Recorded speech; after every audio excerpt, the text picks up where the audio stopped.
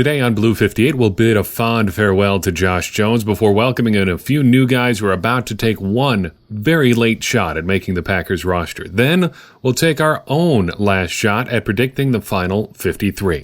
Blue 58! Hello and welcome to another episode of Blue 58, the one and only podcast to thepowersweep.com. I am your host, Jon Meerdink. Happy to be with you here tonight, or whenever you happen to be listening to this. Statistically, most people listen to this in the morning, so good morning to you. Who are listening to it at that time of day. If you are listening to it at another time, well, just imagine the appropriate greeting for whenever time of day it is that you are listening. We've got a fair bit to cover today, so let's dive right into it, starting with the most notable story of the last couple days. The Packers do what we were all thinking they were going to do for quite some time, and they release Josh Jones. No one's really surprised by this. Maybe a little bit disappointed that a trade couldn't be worked out. Was thinking about this, talking about it with a couple people. And I'm really going to try to avoid doing we got this for player X. Why can't we get this for player Y? I think if you look at the history of trades in the Brian Gutekunst era so far, you really just have to take every trade on a case-by-case basis. They could trade Demarius Randall. They could trade Brett Hundley. They traded Lindsey Pipkins. They traded Clinton Dix. They traded Ty Montgomery. They couldn't trade Josh Jones, and they couldn't trade Mike Daniels. We know that they were trying to do something with both of those guys. Well, we know for sure with Mike Daniels. I don't know if Brian Gutekunst ever confirmed that he was trying to trade Josh Jones. Presumably they were. Why not? You'd have to think he was at least available for trade if someone else was interested. I think just looking at that in total, though, it shows me that there's really not a lot of rhyme or reason to who gets traded and who doesn't. Demarius Randall for DeShone Kizer is kind of a head-scratcher at the time, and it looks even weirder now, considering that Randall is still a useful NFL player and Kizer is not super useful at all. And, it gets weird from there. How did they get something for Ty Montgomery when it was clear for all the world that he was not going to be long in Green Bay? Sure, they didn't get much for him, a 7th-round pick the next year in the draft, so a 2020 draft pick. That's about as little as you can possibly give up in a trade, but it's more than nothing. Same with Brett Hundley, although the fact that he's a quarterback probably plays into that a little bit too. But I think you see pretty quickly that we have to look at each of these individually and add our own caveats to each and every one of them before evaluating the whole thing. A couple thoughts on the whole Josh Jones situation as a whole, though. First and foremost, I don't break out the B word very often, but yeah, it seems like he was a bust. He had plenty of opportunity in Green Bay. He played 731 snaps as a rookie. He played another 500 snaps in 2018. He could never really lock down a role. Only 96 solo tackles, 3 sacks, and an interception to show for his 2 years in Green Bay. You've also got the fact that Juju Smith-Schuster and Alvin Kamara were taken shortly after Josh Jones. That certainly makes things worse. However, I would circle back to my two-part evaluation of decisions again. We have to evaluate the outcome as well as the process. So the outcome is the Packers ended up with a guy who's a bust as a player in the NFL. That happens. That happens to every team in the NFL. The process, and that is a bad outcome. So you can knock the Packers for that outcome. That's fair. Bad outcomes happen. You hope they don't happen in the second round, but they did to the Packers, and you can criticize them for that. That's fair. The process, I think, is where we have to come to point number 2, because let's not pretend that drafting Josh Jones in the second round was some sort of indefensible idea. Think back to 2016. That was the run-the-table year, but it was ugly for a lot of that year, and it ended ugly too, primarily because of the defense. That year, the Packers were 31st in passing yards, 29th in passing touchdowns allowed. Their 2016 playoff run ended giving up 302 yards and 3 touchdowns to Dak Prescott in a win, then giving up 392 yards and 4 touchdowns to Matt Ryan in the famous 44-21 loss, or whatever ended up being 44-27, or I don't know. The Packers score didn't matter because that game was out of hand so quickly because they couldn't stop the pass that it really didn't matter. They could have put up whatever number they wanted if you're Atlanta. Remember also the Packers' defensive lineup in 2016. You've got a regressing Demarius Randall, a regressing Quentin Rollins. You've got a concussed Sam Shields. It's not clear if or when he'll ever play again. You've got Ladarius Gunter being Ladarius Gunter. At safety, you've got Clinton Dix, who by this point it's pretty clear we're not sure what he is as a player anymore. You've got an aging Morgan Burnett. And you've got Micah Hyde, who's gone after the 2016 season. If you've already decided that you're not going to re-sign Micah Hyde, why wouldn't you add a guy with the athletic profile of a Josh Jones in the draft if you've got the chance? especially if you've already traded back into the second round and you've got essentially an extra pick there that you've already used on Kevin King. I think the decision is at least defensible. It didn't work out, but it makes sense. You can see what they were thinking. Third, and this is not so much about Josh Jones, but I think it's interesting to see the parallels between Jones and Montravius Adams, both defensive picks in the 2017 draft, and both have had bumps in their NFL journey so far. It's been pretty interesting, though, this year to see how Montravius Adams has been described by Mike Pettin. Pettin pretty clearly saying, I wasn't a big Montravius Adams guy last year. I thought he was kind of lazy. I thought he didn't work super hard. Well, Adams has responded, and he's won a big spot in the Packers' defensive line rotation, such that they felt pretty comfortable releasing Mike Daniels. It looks like he figures to play a big role in 2019. Josh Jones is in a very similar situation. He came in at the same level as Montravius Adams, a second-year guy coming in under a new defensive coordinator, but he didn't really want to play the role the Packers had in mind for him. He couldn't get it done when he was out there in other roles, and now he's out of Green Bay, potentially out of the league, because it seems like nobody's wanted him so far. It's interesting to see how different guys have responded in essentially the same situation. And hopefully Adams turns out to be a much better player than Jones ultimately was in Green Bay. Hard to be much worse at this point. We've also got some new guys to talk about. The Packers once again put in another waiver claim that didn't pan out, having to waive another guy due to injury, but they did add 3 players to their roster over the past couple days. Let's talk about James Fulton, Jaquez Khalili, and Jackson Porter. First, Fulton, a linebacker out of Pitt, 6'3", mid-230s, was listed at as high as 240 at Pitt.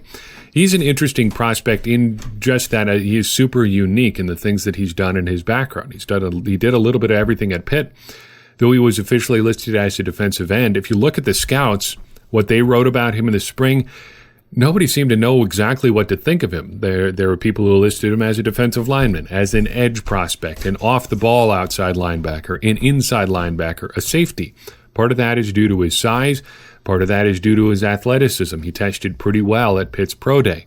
It looks like he's going to be a linebacker with the Packers. We'll see exactly what sort if he gets into this final preseason game at all.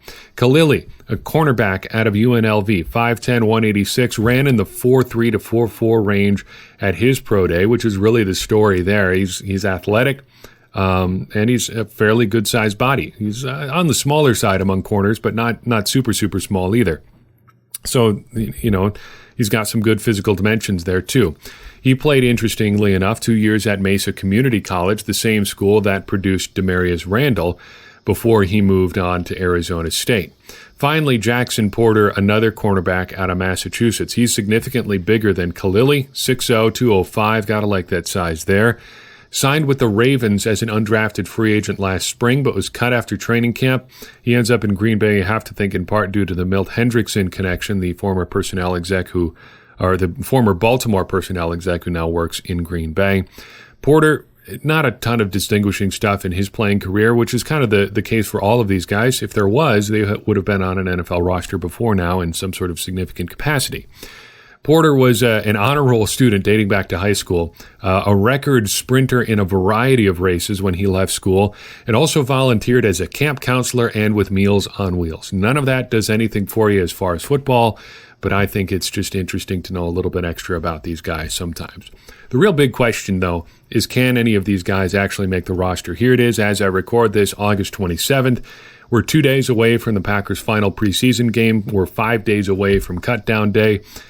The smart money says no, these guys aren't going to make the roster, and they may not even really have a shot at making a roster. Incidentally, most of the dumb money also says no. The smart money and dumb money kind of aligned on this one. It's just a long shot if you're going to make a roster and you're joining a team 3 or 4 days from the end of August. However, I think it's fair to point out a couple things. James Crawford signed on August 8th last year and ended up making the team. Now, that's a heck of a lot earlier than August 27th, but it's still pretty late in the game, too. If they show up and show out on special teams, who knows? You never know.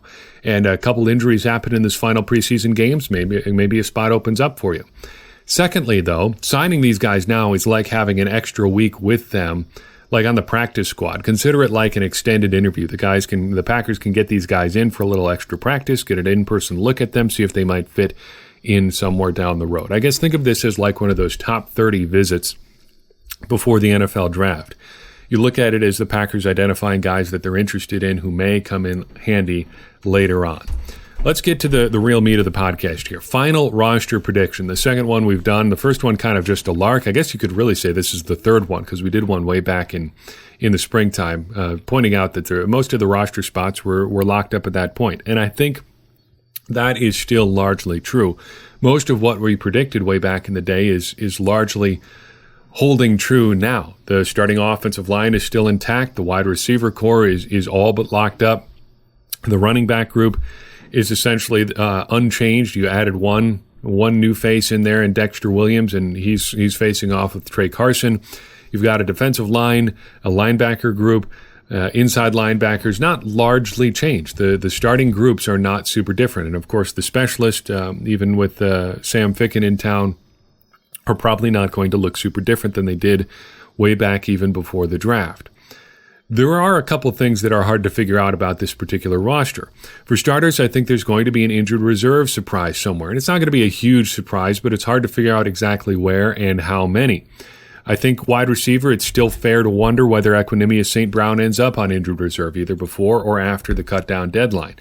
Same with Curtis Bolton among the linebackers. It's possible that he ends up on injured reserve. It's hard to take that into consideration when you're coming up with a roster prediction.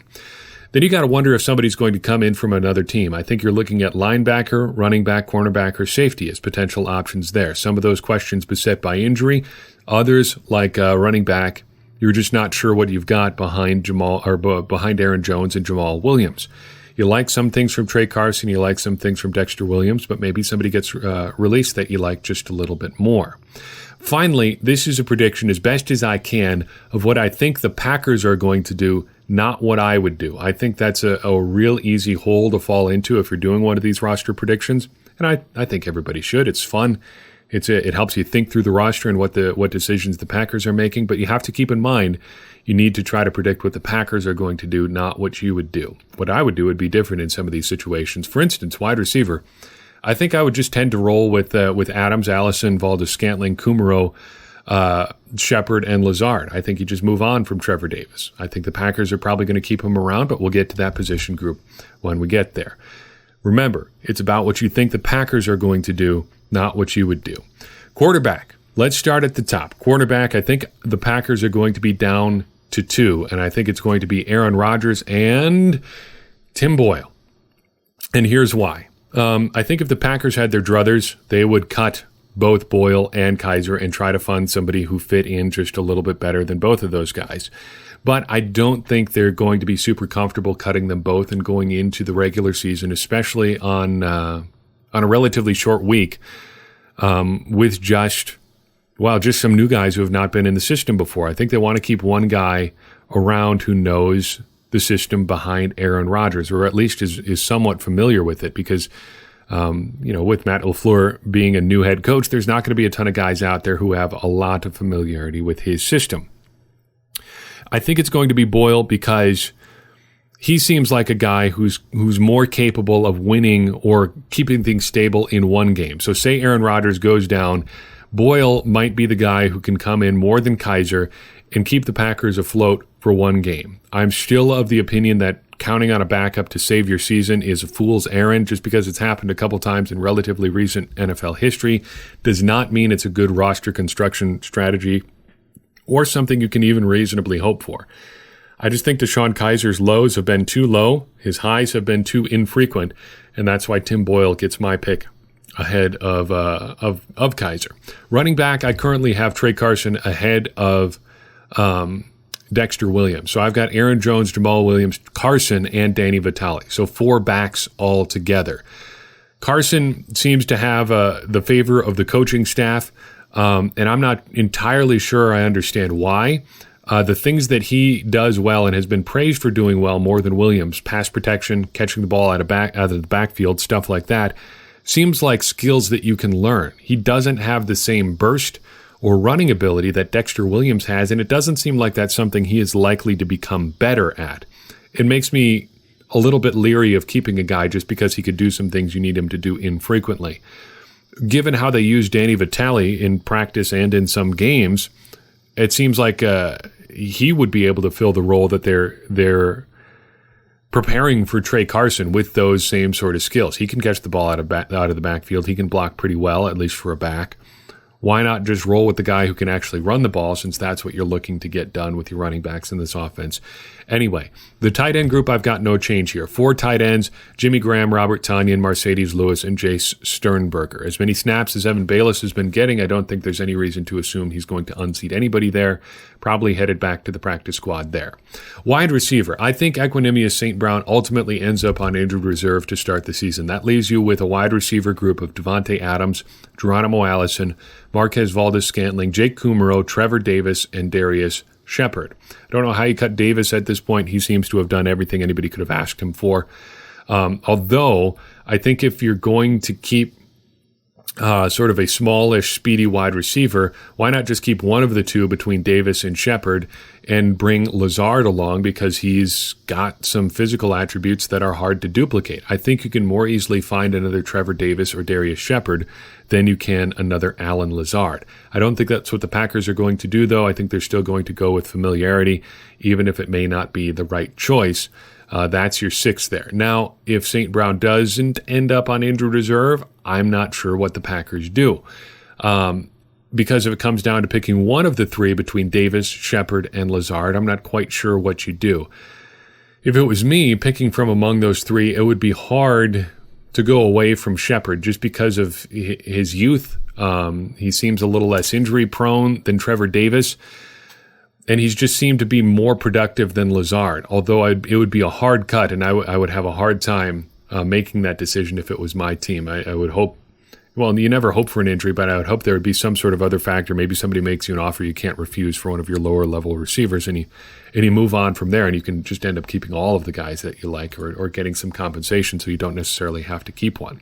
Incidentally, I threw out this question on Twitter earlier today, posing it this way: there are a lot of considerations out there, but if it comes down to picking 2 of these 3 wide receivers, who do you keep? Trevor Davis, Darius Shepard, or Allen Lazard? Interestingly, in a runaway vote, it's Davis and Shepard, collecting 69% of the vote from the 158 people who have responded as far as this recording, or so far as this recording, at the point of this recording. You know what I'm trying to say.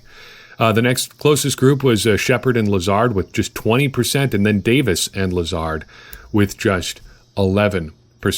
So the people who read me on the internet apparently think it's going to be Davis and Shepard. Take that for whatever it's worth.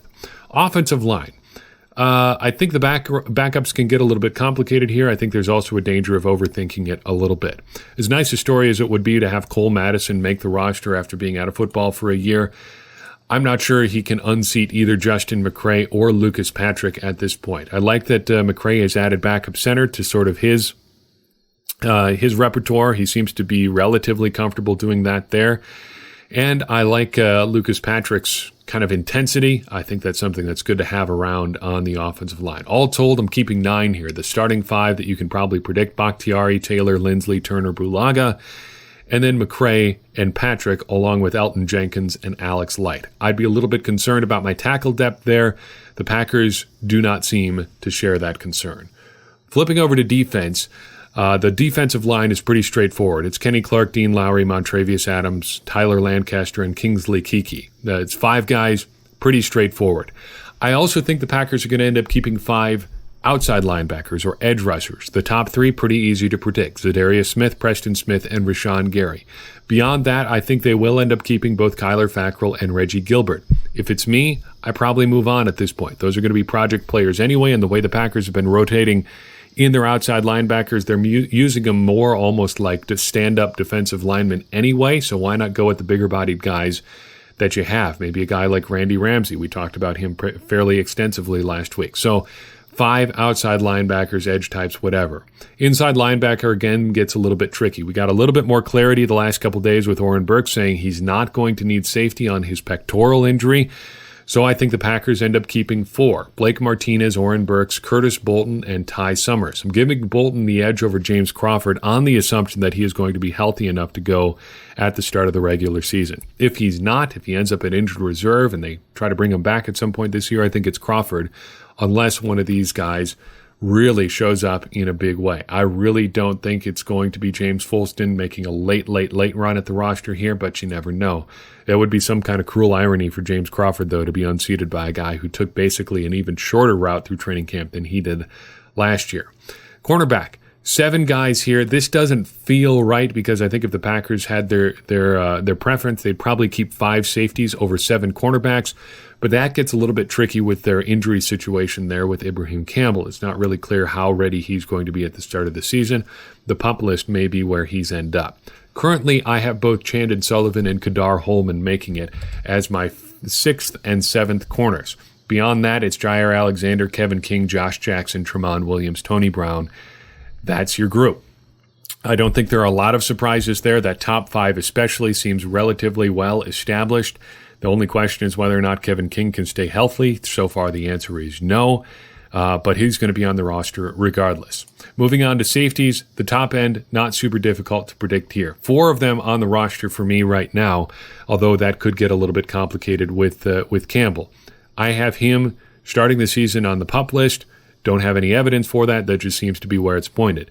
Adrian Amos, Darnell Savage, your starters. Raven Green, your top guy off the bench. And then Natrell Jamerson, who has been one of the busiest players on the defense this preseason so far. Through 3 preseason games, he's played 132 snaps, 3rd most among defensive players. Gotta like his chances to make the roster. Then among the specialists, J.K. Scott, Hunter Bradley, and Mason Crosby. Early on, I predicted it was going to be Ficken over Crosby. That was just because Ficken had practiced and Crosby had not. We didn't know how long Crosby's injury was going to linger. Now that he is back, I think it's going to be him, though I'm not sure that is necessarily the best choice either. If it was me, I might have worked a little bit harder to find a replacement option there because Ficken didn't seem like a super serious challenger to Crosby.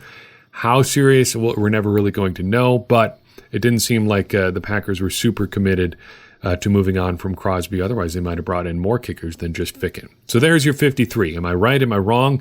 Who knows? We'll find out here in the next few days. Here's what you can expect for us over the next couple days. Friday morning at some point, we will try to get a podcast to you. I will be on the road in the great state of Wisconsin. I will actually be watching the game with my family in Wisconsin, so that'll be fun. It'll be the new co-host's first trip to Wisconsin, so that'll be exciting for him as well. After that, we'll look at a preview sometime Monday or Tuesday, along with a reaction from the cut-down weekend.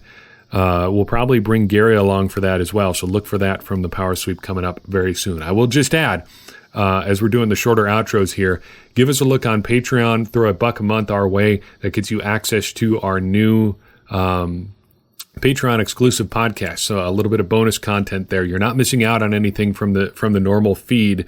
It's just extra stuff that we do exclusively for that. So we'll never paywall something like if we do an interview with somebody, we're not going to do that. You may hear an extended interview or something on Patreon, but everybody will always have access to the main content. The Patreon stuff is just a bonus for the people who choose to support us there. If you like what you've heard here and really want to help us support this and keep it going, offset some of our hosting costs, they're significant. It's not cheap to run this. It's not like $1 a week hobby or something like that. It does get pricey in some aspects, so any support that you can throw our way would be helpful, and it shows us that you value what we do, and that means a lot as well. So check out patreon.com/thepowersweep for your opportunity to support. Maybe we can invest in a little bit of insect repellent and get the cicadas out of my yard, though they should be gone here before too long.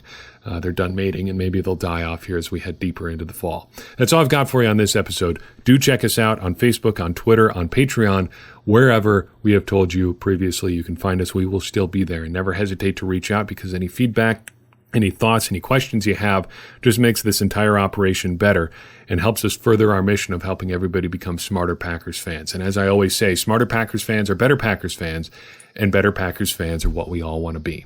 I'm your host, Jon Meerdink. We'll see you next time on Blue 58.